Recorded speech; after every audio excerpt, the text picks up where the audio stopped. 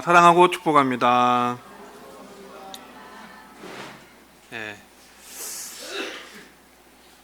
성도님 여러분, 요즘 마음이 평안하십니까? 잘 대답 못하시겠나요? 여러분 마음이 평안하지 못할 때가 있을 것 같아요. 저도 그럴 때가 있는데, 내가 마음이 평안하지 못한 이유가 여러 가지 있을 수 있습니다. 무슨 일을 겪어서도 그럴 수 있고 여러 가지 요소가 있을 수 있는데, 그 중에 하나가 무엇인가 하면은 미움과 분노의 감정이 있을 때 우리의 마음은 절대 평안할 수가 없습니다. 그래서 여러분 평안이 없을 때 이게 문제가 아닌지 혹시 한번 점검해 보십시오. 내 마음에 누군가 미워하는 사람이 있는지, 분노가 막 자제가 안 되고 절제가 안 되는지, 그것을 한번 체크해 보실 필요도 있습니다. 미움의 감정이 밖으로 표출되는 것이 분노입니다. 물론 분노는 다른 원인도 있긴 하지만 미움은 밖으로 표출될 때 분노로 표출되게 됩니다. 여러분, 대한민국은 제가 볼 때 이미 분노 사회인 것 같아요. 분노 사회. 다 분노를 표현하는데, 이 관계적 분노가 있고 그 다음에 사회적 분노가 있어요. 지난주에 대한민국을 정말 충격에 빠뜨렸던 사건이 있었는데, 그게 바로 총기 사건이었습니다. 인천에서, 그것도 아버지가 아들을 자기가 직접 만든 사제총으로 쏘아서 며느리와 손주들이 보는 앞에서 그런 살해를 한 그러한 사건이었습니다. 뭐 그 원인에 대해서 여러 가지 말이 있는데 아직까지 정확한 원인은 알 수가 없어요. 뭐 이혼을 했고 그 전 처가 성공한 것에 대해서 열등감이나 복수심 때문에 그랬다, 아니면 뭐 경제적 지원이 끊어져서 그렇다, 여러 가지 뭐 이야기가 있지만 정확한 건 아직 몰라요. 근데 여러분, 이런 관계적 분노가 이렇게 살인까지 이어지는 이러한 문제들, 이제 어제 오늘 일이 아니고요. 그 다음에 사회적 분노를 볼 때는, 사회적 분노는 원인이 여러 가지 다양할 수 있습니다. 근데 주로 사회 현상이라든지 어떤 사회에 불공정하거나 불평등한 그런 구조적인 문제라든지 아니면 정치 이슈 이런 것 때문에 사회적 분노를 많이 표출하는 것을 보게 됩니다. 지난주에 그 총기 사건 말고 또 우리 교계, 특별히 교계에 큰 이슈가 된 사건이 있었는데 모르시는 분들도 계실 거예요. 교계 대표적으로 연합기도회로 알려진 큰 기도회가 있습니다. 그 기도회를 주관하는 교회의 방송실 직원이 그 기도회 3주 기도회가 끝나고 나서 과로사로 숨졌다는 이야기예요. 그래서 여러분, 이것 때문에 정말 이 교계 안에서도 기독교인들이 사회적 분노가 터져 나왔습니다. 자기 교회 일은 아니지만, 다른 교회 일이지만 그것이 분노를 일으키게 되는 것이죠.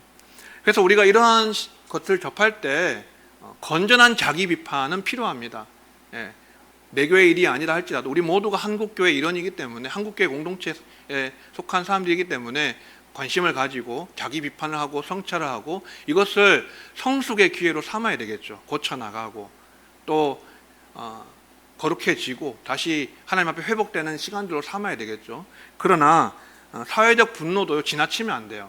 무절제하고 막 지나치게 과도하게 그렇게 표출하는 그것은 자제를 해야 됩니다. 여러분, 이런 관계적 분노, 사회적 분노, 이런 분노들이 있는데 미움이 꼭 분노로 표출되지 않더라도요, 그 미움의 감정을 내가 다스리지 못하면 어떻게 되겠습니까? 그러면요, 내 영혼이 병들게 돼요. 미움을 계속 내가 다스리지 못하면 내 속에서 나를 병들게 합니다. 결국 미움은 누군가를 파괴하거나 아니면 나 자신을 파괴합니다. 둘 다를 파괴합니다. 밖으로 분노가 표출되면 그 상대방을 죽이게 되고요, 그것을 안에 가두게 되면 내 영혼을 죽이게 됩니다. 결국 미움이라는 그것이 감정이요, 관계도 파괴하고 자기도 파괴하는, 관계 파괴적, 자기 파괴적인 그러한 속성을 갖고 있습니다. 여러분, 미워하는 사람이 있는 한 내 마음에 평안이 있을 수 있을까요? 없습니다. 누군가를 미워하고 그것이 막 분노로 연결되고 그렇게 되면요, 내 마음이 지옥이 돼요. 지금 우리의 마음에 만약에 평안이 없다면 이 문제가 아닌지 한번 진지하게 여러분 스스로 점검해 보시고 한번 고민해 보시기를 바랍니다. 그러면 우리는 미워하면 안 되냐, 미움의 감정은 아예 가지면 안 되는 것이냐, 이 대상이 있어요. 미워할 수 있지만 미움의 대상이 있습니다. 그게 바로 악은 미워하라는 것이에요. 악은 미워해야 된다. 시편 97편 10절 보시면요, 여호와를 사랑하는 너희여 악을 미워하라, 그렇게 말씀했습니다. 하나님을 사랑하는 사람은 악을 미워해야 한다는 것이죠. 악은 미워해야 되는 그러한 대상입니다. 그 다음에 잠언 8장 13절 여호와를 경외하는 것은 악을 미워하는 것이다. 아멘. 하나님을 경외하는 게 무엇이냐? 그것은 바로 악을 미워하는 것이다. 죄를 미워하는 것이다 라는 것이에요. 신약에도 이런 말씀이 있어요. 로마서 12장 9절에 보면요, 우리 같이 한번 읽어보겠습니다. 시작. 사랑에는 거짓이 없나니 악을 미워하고 선에 속하라. 아멘. 예.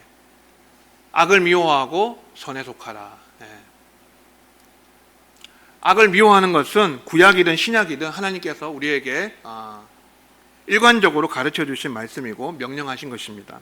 그 다음에 고린도전서 13장은 우리가 흔히 사랑장으로 알고 있는데, 사랑이 무엇이냐 했을 때 이러한 말씀이 있죠. 5절 6절 중간에 보면은 사랑은 악한 것을 생각하지 아니하며 불의를 기뻐하지 아니한다라고 말씀합니다. 예, 사랑이 뭐냐라고 했을 때 악한 것을 생각하거나 품지 않고 불의를 기뻐하지 않는 것이다. 예, 악을 미워하고 죄를 미워하는 것이 또한 사랑의 어떠한 모습이다라는 것을 우리에게 말씀해 주고 있습니다. 자, 우리가 이렇게 미워할 수 있는 대상은요, 악이에요. 악한 것 그 자체. 악의 그 다음에 원흉이 되는 이 사단 마귀, 그것은 우리가 미워해야 될 대상입니다. 하지만 사람은 어떨까요? 사람은 미움의 대상이 아닙니다. 사람은요, 사랑의 대상이에요. 그 사람이 심지어 악하거나 심각한 죄를 지었거나 또는 나에게 해를 가한다 할지라도, 그 사람이 원수라 할지라도 성경은 우리에게 사람은 미움의 대상이 아니라 사랑의 대상이다라는 것이 주님의 가르침이에요. 결코 미워하지 말아라 라고 하세요. 자, 우리가 기독교인으로서 어떤 문제가 있는 교회를 향해서 사회적 분노를 표출할 수 있습니다. 아까 소도에 말씀드린 것처럼 그것을 할 수 있고 표현될 수 있습니다. 하지만 그 분노의 감정이, 사회적 분노의 감정이 미움에 근거한 것인지 아니면 애정에 근거한 것인지, 그건 본인 스스로가 분별할 수 있어야 됩니다. 여러분, 듣는 사람은, 읽는 사람은 보면 알거든요. 이 사람이 미움으로 이렇게 쓴소리를 하고 분노를 표출했는지 아니면 정말 애정을 가지고 말했는지 딱 들어보면 알잖아요. 읽어보면 알잖아요.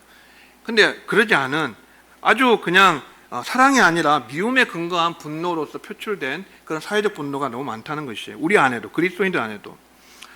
이번 주만 하더라도 그 사건 이후에 제가 이렇게 쭉 이렇게 반응들을 보니까 저도 마음이 참 아팠고, 그 일로 인해서 참 여러 가지 그러한 마음의 그러한 고통이 저도 있었는데, 근데 심지어는 이런 얘기들도 있어요. 이런 사건을 통해서 아주 대형교회는 아주 망해야 된다, 이런 글도 있었고, 예.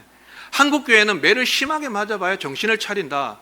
이게 바깥에서 하는 얘기가 아니라 기독교인 스스로가 하는 이야기예요. 지금 그런 분노들이 많았어요. 또 그러한 과로사 사건 말고도요, 여러분 우리가 이미 뉴스를 통해서 많이 접했지만 압수수색이 교회를 향해서 또 기독교 방송을 향해서도 진행이 됐어요. 물론 문제가 있으면 또 그런 범죄가 있으면 당연히 심판받아야 되겠지만, 그럼에도 불구하고요, 그러한 일이 발생하니까 기독교인 또 신학교 교수님 또 목회자 이런 분들이 소수지만 그 해당하는 사람 교회를 떠나야 한다, 아주 진짜 죽을 죄인처럼 그렇게 말하는 것을 봤을 때 과연 이러한 말들이 사랑의 마음을 가지고 한 분노냐, 사회적 분노냐라고 했을 때 저는 꼭 그렇지 않은 것 같아요. 우리는요, 심판자가 아니에요. 사람은 심판자로 하나님께서 세우지 않았습니다. 우리는 심판자가 될 수 없습니다. 그래서 심판은 오직 하나님이 하시는 것인데, 지금은 너도 나도 다 심판자의 자리에 앉은 것 같아요. 성경은 우리에게 악은 미워하되 사람은 사랑하라 라고 그렇게 가르칩니다.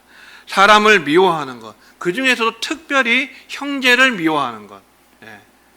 여기 성경에서 형제라는 것은 결국 믿음의 길을 함께 걸어가는 형제 자매들, 동역자들을 말하는데, 그들을 미워하는 것은요, 뭐와 같냐면 살인하는 것이다라고 말씀해요. 그래서 3장 15절 말씀 보시면요, 우리 같이 읽어봅니다. 시작. 그 형제를 미워하는 자마다 살인하는 자니 살인하는 자마다 영생이 그 속에 거하지 아니하는 것을 너희가 아는 바라. 아멘. 자, 형제를 미워하는 것은 뭐와 같다고요? 살인하는 것이다. 살인자다라고 말씀하세요. 예.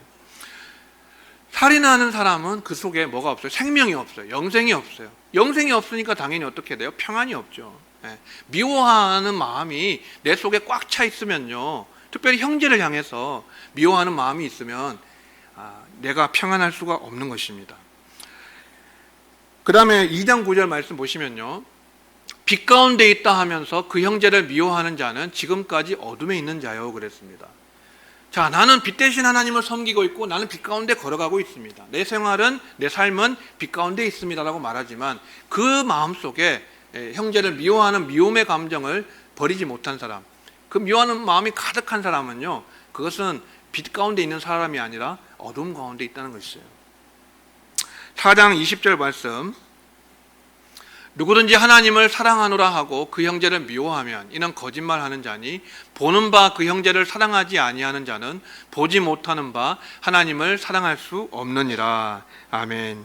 예.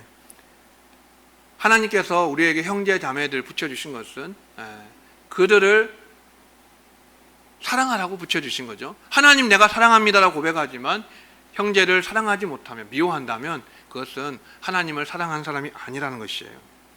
보이는 형제를 사랑하지 못하는데 어떻게 보이지 않는 하나님을 사랑할 수 있겠느냐는 것입니다. 미워하는 사람, 형제를 미워하는 사람, 사랑하지 못하는 사람은요, 빛 가운데 아니라 어둠 가운데 있다라고 했어요. 여러분, 우리는 사랑함으로써 빛 가운데 있습니까? 아니면 미워함으로 어둠 가운데 있습니까? 빛 가운데 있습니까? 어둠 가운데 있습니까? 빛에 속하였습니까? 어둠에 속하였습니까? 사랑은 빛의 속성이고요, 미움은 어둠의 속성이에요. 하나님은 빛이시지만 이 사탄은 어둠입니다. 그죠?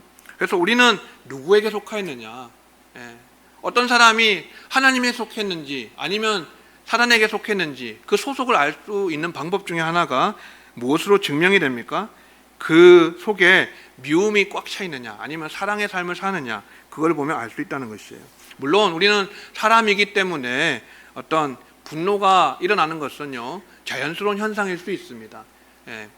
하지만 미움의 감정은요, 우리가 다스려야만 하는 것이에요. 다스리라고 말씀하세요. 절제하라고 말씀하세요. 그래서 에베소서 4장 26절에 이렇게 말씀해요. 분을 내어도 죄를 짓지 말며 해가 지도록 분을 품지 말고. 아멘. 이 말씀의 전제는 뭡니까? 분을 낼 수 있다는 것을 전제로 하고 있어요. 우리가 화가 날 수 있어요. 어떤 대상에 대해서 나를 직접적으로 해를 가하거나 아니면 사회 현상에 대해서 화를 낼 수도 있고 분노할 수 있겠죠. 하지만 그것을 절제하고 다스려야 돼요. 해가 지도록 그렇게 품으면 안 돼요. 그날의 분노는 그날 처리하고 절제하고 그 미움의 감정을 정리를 해야 합니다. 이렇게 미움과 분노의 감정을 절제하고 다스리지 못하면 어떻게 됩니까? 결과는 가인처럼 형제를 끝내 죽이고 만다는 것이죠. 가인은 자기 동생인 아벨을 쳐 죽일 뿐 아니라 자기 영혼도 파괴를 했습니다. 그죠? 아벨을 죽이기까지 그 안에 마음에 품었던 미움이 가득했는데 어떻게 이 가인 안에 그 분노가, 미움이 자기 영혼을 파괴하지 않겠습니까? 완전히 지옥이었을 것이에요. 자기 영혼이 지옥인 것이에요. 그리고 동생을 죽인 이후에도 그는 영원히 평안을 누리지 못하고 이리저리 방황하고 유리하는 자로 그렇게 살 수밖에 없었습니다. 미움과 분노의 마음을 다스리지 못할 때 사람은 상대방도 죽이고 자신도 죽이게 됩니다. 이것이야말로 그 사람이 마귀에게 속하였다라고 하는 증거라는 것이에요. 자, 그러면 형제를 미워하지 말고 사랑하라. 형제를 사랑해야 된다. 그럼 형제를 사랑하면 우리의 사랑은 완성이 된 것이냐, 충분한 것이냐? 성경은 그렇지 않다고 말씀하죠. 사랑에도 지경이 있어요. 사랑의 지경이 있습니다. 첫 번째가 형제 사랑이고요, 두 번째 사랑의 지경이 이웃 사랑입니다. 형제가 나와 관계를 맺은 가까운 사람이라고 한다면, 그것이 혈육이든 믿음의 형제든 형제는 가까운 관계를 맺은 사람이라고 한다면, 이웃은 형제보다는 거리가 좀 있고 그런 관계가 더 깊지 않은 그런 사람입니다. 그 사람, 이웃도 우리가 사랑해야 한다라고 말씀하십니다. 이웃 사랑은 형제 사랑을 넘어선 보편적인 사람에 대한 사랑이라고 할 수 있습니다. 보편적인 사랑. 박애라고도 할 수 있겠고, 다른 말로 하면 인류애라고도 할 수 있겠습니다. 어떤 언어와 인종과 국경을 넘어선 어떤 그런 하나님의 형상으로 지음을 받은 사람 자체에 대한 사랑, 그것이 이웃사랑이라고 할 수 있어요. 누가 나의 이웃이냐 했을 때 주님께서 그 강도 만난 자 비유를 드셨잖아요. 사마리아인의 비유를 드셨는데, 우리가 우리의 이웃의 대상을 이러한 한정하면 안 된다는 것이죠. 그 당시에 제사장과 레위인들은 내 동포, 내 유대인들 그렇게만 사랑하면 된다라고 생각했지만 주님께서는 그게 아니라고 가르쳐 주신 것이죠. 물론 사람이 행하는 죄악은 철저하게 미워해야 합니다. 그러나 사람은 누구라도 사랑의 대상이지 미움의 대상은 아닙니다. 하나님의 모든 계명, 성경에 나오는 모든 계명을 요약해서 두 가지 계명으로 요약해 주셨는데, 그것이 하나님 사랑이고 이웃 사랑이라고 말씀하셨어요. 하나님 사랑, 이웃 사랑이다. 이것이 모든 율법과 선지자의 강령이다라고 하셨습니다. 근데 예수님께서 이것을 말씀하시면서 첫째는 그죠? 마음과 뜻과 힘을 다해서 하나님을 사랑하라는 것이고, 둘째도 그와 같으니라 하셨어요. 둘째도 그와 같으니 내 이웃을 내 몸과 같이 사랑하라 하신 것이다. 첫째와 둘째를 동일선상에 놓고 말씀하셨습니다. 물론 질서는 있습니다. 순서는 있습니다. 하지만 그것이 우열을 가리지는 않는다라는 것이에요. 하나님 사랑과 이웃 사랑을 똑같이 놓고 보셔서 둘째도 그와 같다 하셨어요. 그 말은 뭐겠습니까? 하나님을 사랑한다면 마땅히 이웃을 사랑해야 되고, 이웃을 사랑하는 것이 곧 하나님을 사랑하는 길과 방편에 해당한다는 것이죠. 그러니까 아까도 본 말씀처럼 하나님을 내가 사랑한다고 말하면서 형제를 미워하는 사람은 그것은 거짓말하는 것이다 라는 것이에요. 이것이 이웃사랑입니다. 이웃사랑, 하나님 사랑, 이웃사랑. 사랑의 지경 중에 첫 번째는 형제 사랑이고, 두 번째 지경은 이웃 사랑이고, 마지막 세 번째 지경이 있는데 그것이 바로 원수 사랑입니다. 원수 사랑, 가장 어려운 사랑이에요. 주님께서 산상수훈을 통해서 우리에게 사랑의 지경이 형제를 넘어서서, 이웃을 넘어서서 어디까지 가야 된다고 말씀하십니까? 원수에게까지 가야 한다, 확장되어야 된다라고 말씀하십니다. 마태복음 5장 44절 우리 같이 읽어보겠습니다. 시작. 나는 너희에게 이르노니 너희 원수를 사랑하며 너희를 박해하는 자를 위하여 기도하라. 아멘. 원수를 사랑하는 것, 나를 박해하는 사람을 위해서 기도해 주는 것, 그것은 보편적인 인류애를 뛰어넘는 것이에요. 나에게 총을 겨누고 칼을 가슴에 품고 있는 사람에게까지도 사랑하고 위해서 기도해 주라는 것이 우리 주님의 가르침입니다. 여러분, 폭력을 행하든지 아니면 어떤 경제적인 손실을 끼치든지 나에게 상처를 주고 또 피해를 주는 사람을 처벌을 받게 한다든지 아니면 그것을 되갚는다든지, 그것은요 어떻게 보면 상식적으로 봤을 때 정당한 것이에요. 사실 정당한 것이에요. 요즘은 소송을 통해서 어떤 법의 심판을 받게 하는 것, 그것이 보편화되어 있습니다. 그래서 억울함을 풀기도 합니다. 그런데 이것이 교회 안에도 많이 들어와 있어요. 그러나 법의 심판을 받게 하는 것은요 최후의 보루예요. 최후의 보루. 특별히 그리스도인들에게는 고린도전서 말씀을 통해서 봤을 때 세상 법정에 소송하지 말라고 그렇게 사도 바울이 우리에게 권면해주고 있습니다. 여러분, 이것이 정당하다 할지라도요 우리가 그렇게 한다고 해서 비난하거나 어떤 손가락질을 할 수는 없습니다. 그것이 비난받거나 손가락질 받을 만한 그런 일은 아니에요. 하지만 적어도 그것은 주님의 길은 아니라는 것이에요. 소송을 통해서 법의 심판을 받게 하는 것, 그렇게 처벌을 받게 하거나 되갚는 것, 남의 잘못에 대해서 그렇게 하는 것에 대해서 주님의 길은 아니다라고 말씀하고 있습니다. 우리 주님은 도살당할 양처럼 하나님의 어린 양이 되셔서 인간의 모든 죄를 뒤집어 쓰시고 십자가에 달려 돌아가셨습니다. 그래서 악인들의 손에 넘겨져서 십자가에 못 박히시고 죽으셨는데, 주님께서 그렇게 십자가 지시지 않았다면 어떻게 우리가 구원함을 얻고 죄 용서함을 받고 살 수 있었겠습니까? 주님의 십자가 때문에 우리가 구원을 받았어요. 하나님은 우리도 주님의 그 길을 따라가기를 원하신다라고 말씀하세요. 그래서 원수까지도 사랑하라라고 하신 것입니다. 사도 바울도 로마서에서 원수 사랑에 대해서 이렇게 말한 바가 있습니다. 로마서 12장 20절 우리 같이 읽어볼까요? 시작. 내 원수가 줄이거든 먹이고 목마르거든 마시게 하라. 그리함으로 네가 숯불을 그 머리에 쌓아 놓으리라. 아멘. 사실 이 말씀은 잠언 말씀을 바울이 인용한 것입니다. 잠언 25장에 이 말씀이 있는데, 원수는 나에게 해를 가하는 사람이잖아요. 근데 그 원수 머리에다가 숯불을 올려놓으래요. 이건 비유의 말씀인데 머리에 숯불이 있다고 한번 생각해 보세요. 따끔따끔하고 뜨겁고 견디지를 못하겠죠. 예. 깜짝깜짝 놀라고 정말 그러한 어떻게 보면 자기가 그 자기 자신에 대해서 자기가 행한 것에 대해서 돌이켜보고 반성하고 부끄러워하게 된다는 거예요. 그러니까 원수가 나에게 해를 가하고 잘못된 행동을 한다 할지라도 그에게 악을 악으로 갚지 말고 친절하게 행하고 또 선대함으로써, 그렇게 하면은 그 원수의 머리에 숯불을 놓는 것이기 때문에 그가 자기 자신을 부끄러워하게 된다. 다시 말해서 결국은 회개할 수도 있다라는 말이에요. 회개할 수도 있다.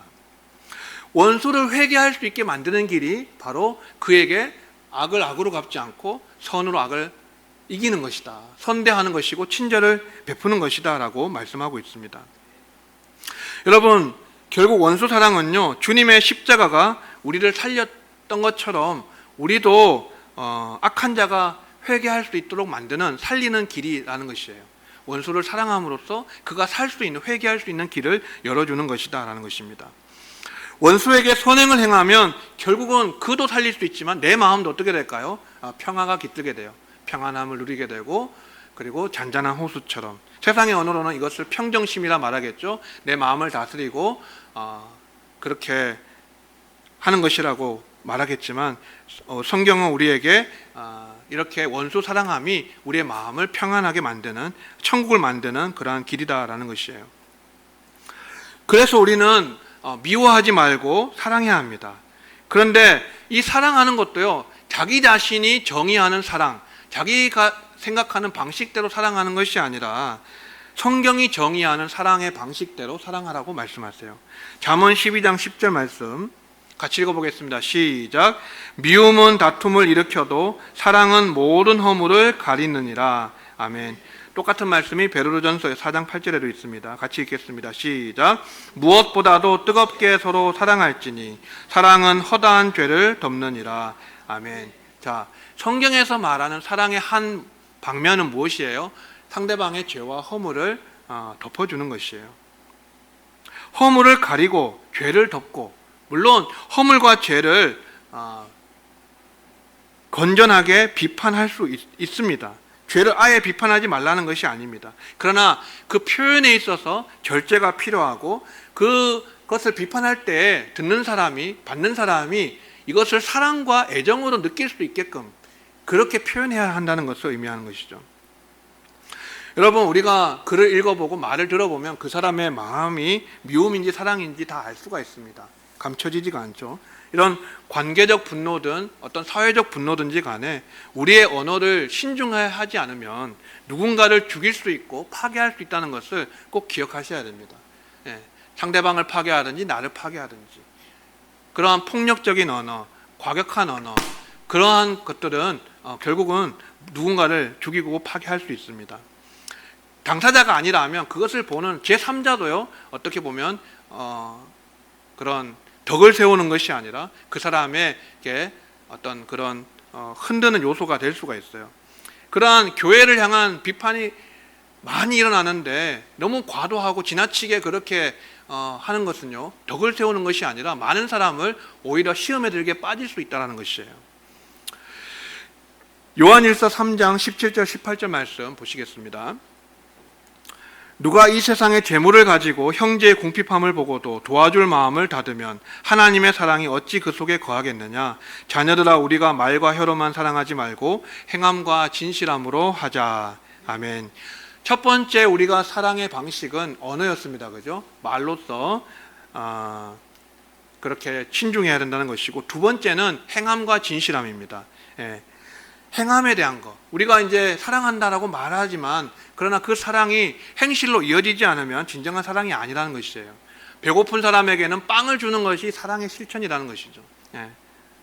그러니까 내가 가진 것으로, 내 손에 있는 것으로 섬기고 돕고 구제하고, 그렇게 형제와 이웃과 원수를 그의 필요를 채워주는 것, 그것이 행함과 진실함으로 사랑하는 것이다 라는 겁니다.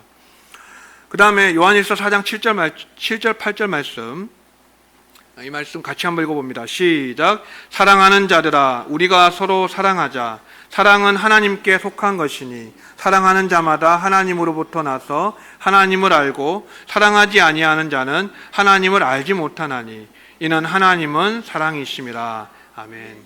하나님은 사랑이시다. 하나님은 사랑이시다. 형제를 사랑하는 것, 그것이 하나님 안에 거하는 것이고요, 하나님의 사랑이 우리 안에 거하게 하는 비결이에요.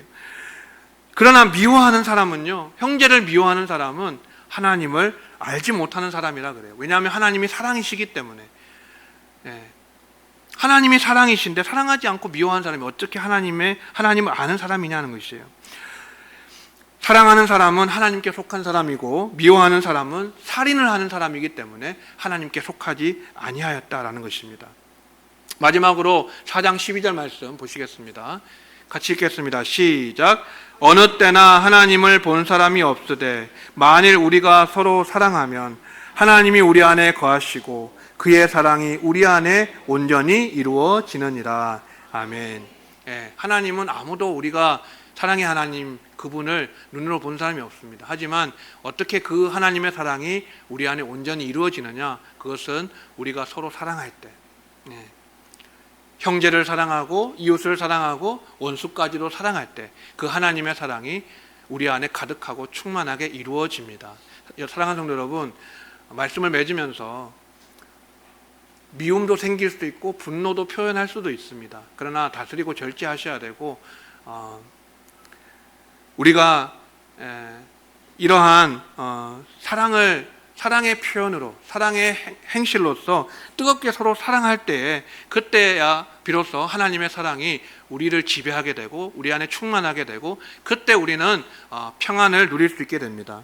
여러분, 평안이 없을 때 내 마음에 미움과 분노가 가득한지를 점검해 보시고, 한 주간도 우리가 서로 뜨겁게 사랑하고 형제를 사랑하고 이웃을 사랑하고 원수까지도 사랑함으로써 우리 안에 미움을 덜어내고 하나님의 사랑으로 가득 채워서 내 마음이 그리스도의 평강으로 지배되어지고 내 마음에 평안이 이루어지고, 그로 인해서 우리가 사랑이 온전히 충만해지는, 하나님의 사랑이 온전히 이루어지는 우리 두산중앙교회, 그리고 우리 한국교회, 그리고 대한민국이 될 수 있기를 주님의 이름으로 축원합니다.